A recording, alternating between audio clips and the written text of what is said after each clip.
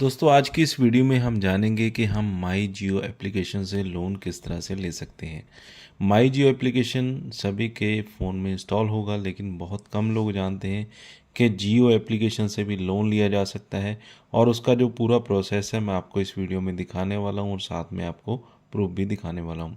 तो step by step इस video को पूरा देखिएगा। लोन जब भी अप्लाई करें आपका लोन रिजेक्ट ना हो और आप लोन ले सकें अगर आपको ज़रूरत है।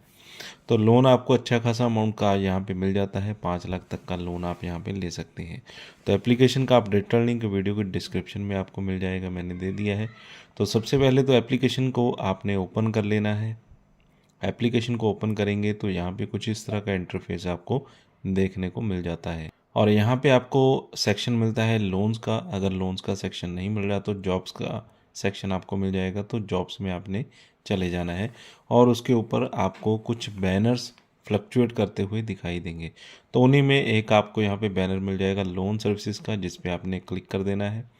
तो इसके बाद आपको अपनी जो डिटेल्स हैं रिव्यू करनी होती हैं, जैसे कि आपका एज क्या है, 21 से 60 साल की एज आपकी होनी चाहिए।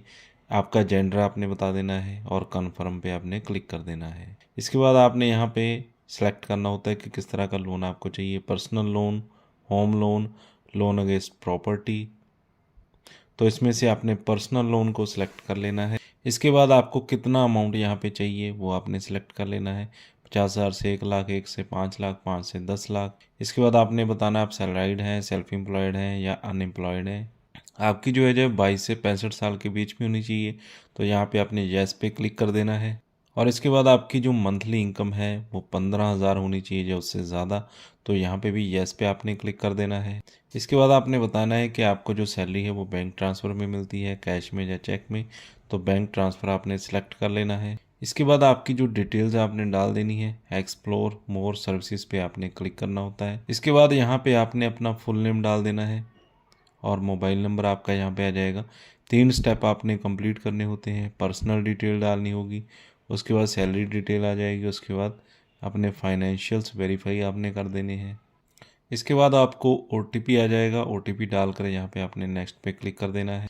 इसके बाद यहाँ पे आपने अपनी जो पर्सनल डिटेल है वो डालनी होती है, जैसे आपका फुल नेम, ईमेल आईडी, आपका जेंडर क्या है, PAN number, date of birth यहाँ पे आपने बता देना है और सिटी और पिन कोड यहाँ पे डाल देना और नेक्स्ट पे आपने क्लिक कर देना है। इसके बाद आपने अपना एम्प्लॉयमेंट डिटेल बताना होता है, जिसमें आपका एम्प्लॉयर नेम, कहाँ पे आप काम करते हैं, इन हैंड मंथली सैलरी आपको कितनी मिलती है, आपको लोन अमाउंट कितना रिक्वायर्ड है, करंट ईएमआई अपनी बता देनी है, ऑफिस का पिन कोड आपका क्या है, नेक्स्ट पे आपने क्लिक कर देना है। इसके बाद दोस्तों आपको एप्लीकेशन के ऊपर रीडायरेक्ट कर दिया जाता है, जो भी एप्लीकेशन यहाँ पे आपको माई जियो एप्लीकेशन के साथ मिलकर लोन प्रोवाइड कर रही है। तो यहाँ पे हमें रीडायरेक्ट कर दिया गया है उस एप्लीकेशन के ऊपर जिस पे हमें डिटेल डालनी होगी। इसमें हमें अपना सबसे पहले मोबाइल नंबर वेरीफाई करना होगा। उस नंबर पे ओटीपी आएगा, ओटीपी डालकर यहाँ पे हमने वेरीफाई कर देना है। इसके बाद अपनी जो ईमेल आईडी है वो भी आपने यहाँ पे वेरीफाई कर देनी होती है, ईमेल आईडी यहाँ पे डाल देनी है। इसके बाद आपको 3 स्टेप जो हैं वो कंप्लीट करने होते हैं और पूरी अपनी जो एप्लीकेशन है उसे कंप्लीट करने के बाद आपको सबमिट करना होगा। सबसे पहले यहाँ पे आपको अपनी पर्सनल डिटेल डालनी होती है, जिसमें आपने बताना है आपका मैरिटल स्टेटस, आप सिंगल हैं या मैरिड हैं। इसके बाद कहाँ पे आप काम करते हैं, कंप्लीट अपना एड्रेस बता देना है, लोकेलिटी और आपका पिन कोड आ जाएगा, सिटी आपने बता देनी है।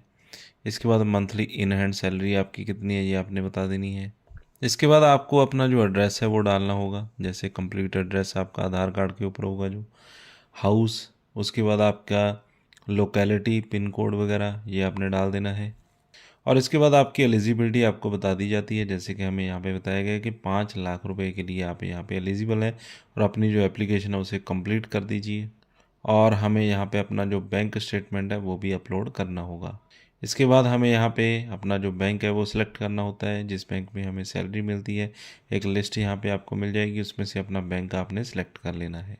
उसके बाद आप यहाँ पे नेट बैंकिंग का पासवर्ड और यूज़र नेम डाल सकते हैं या फिर सीधा अपना बैंक स्टेटमेंट का जो पीडीएफ है वो यहाँ पे अपलोड आप कर सकते हैं। इसके बाद आपने अपना जो बैंक है वो अटैच करना होता है, बैंक नेम आ जाएगा, उसके बाद यूज़र नेम, पासवर्ड और नेक्स्ट पे आपने क्लिक कर देना है। तो यहाँ पे आप देख सकते हैं फाइनल जो एलिजिबिलिटी हमें यहाँ पे दी गई है congratulation, you have a limit of 15,000, यानी कि 15,000 की एलिजिबिलिटी हमें यहाँ पे मिली है। इसके बाद यहाँ पे हमें अपनी जो सेल्फ़ी है वो अपलोड करनी होगी और अपने जो केवाईसी डॉक्यूमेंट है वो भी यहाँ पे अपलोड करने होंगे। वो आप डिजी लॉकर से कर सकते हैं या फिर मैनुअली आधार कार्ड और पैन कार्ड को अपलोड भी यहाँ पे आप कर सकते हैं। इसके बाद आपका जो आधार कार्ड है वो यहाँ पे आपने डाल देना है। उसके बाद सिक्योरिटी कोड डाल देना है। उसके बाद ओटीपी आएगा, ओटीपी डालकर यहाँ पे आपने रजिस्टर हो जाना है।